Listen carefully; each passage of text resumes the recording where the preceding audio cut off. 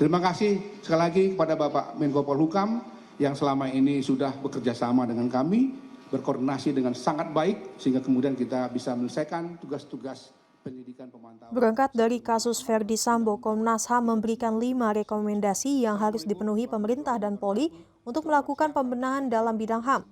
Rekomendasi tersebut disampaikan Komnas HAM usai menyimpulkan bahwa mantan pejabat Polri Verdi Sambo terbukti melakukan extrajudicial killing dan obstruction of justice. Ketua Komnas HAM Ahmad Taufan Damanik mengatakan ada 5 rekomendasi yang harus dilakukan Presiden dan pemerintah terhadap Polri. Hal itu disampaikan Komnas HAM pada Senin 12 September 2022 dalam konferensi pers di Jakarta. Pertama, Komnas HAM meminta pemerintah dan Presiden untuk awasi atau audit kinerja dan kultur kerja di kepolisian. Hal ini agar tidak terjadi lagi kekerasan dan penyiksaan atau pelanggaran HAM. Kata Taufan Damanik, temuan kekerasan dan pelanggaran HAM yang dilakukan oleh Polri tidak hanya terjadi pada kasus Brigadir J, melainkan juga datang dari pengaduan warga selama 5 tahun terakhir. Kedua, Komnas HAM meminta Presiden untuk memerintahkan Kapolri susun mekanisme pencegahan dan pengawasan berkala terkait penanganan kasus penyiksaan atau pelanggaran HAM yang ditangani anggota Polri. Ketiga, Komnas HAM juga meminta percepatan pembentukan Direktorat Khusus Perlindungan Perempuan dan Anak. Keempat, pemerintah juga harus bisa memastikan infrastruktur untuk pelaksanaan Undang-Undang Tindak Pidana Kekerasan Seksual, kesiapan kelembagaan, dan ketersediaan peraturan pelaksanaan. Kelima, pemerintah diharapkan menyiapkan kelengkapan tindak pidana kekerasan seksual yang menjadi perjuangan bersama aktivis HAM dan perempuan. Karena kami harus memberikan rekomendasi kepada pemerintah Republik Indonesia, kami menyampaikan ada 5 rekomendasi kami kepada Bapak Presiden atau pemerintah Republik Indonesia.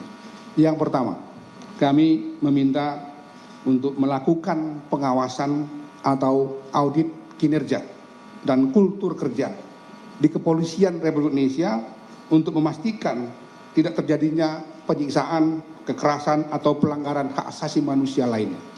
Kami sebutkan ini tidak semata-mata berangkat dari kasus Brigadir Joshua, tetapi juga dari data-data pengaduan atau kasus-kasus yang kami tangani selama ini, terutama dalam 5 tahun periode di bawah kepemimpinan kami.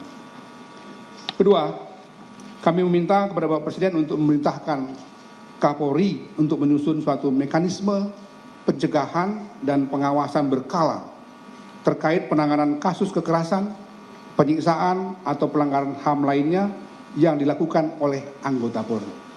Seperti yang sekarang kita alami, anggota Polri-nya, bahkan pejabat tingginya yang melakukan tindak kekerasan atau penyiksaan itu. Maka diperlukan menyusun suatu mekanisme pencegahan dan pengawasan berkala.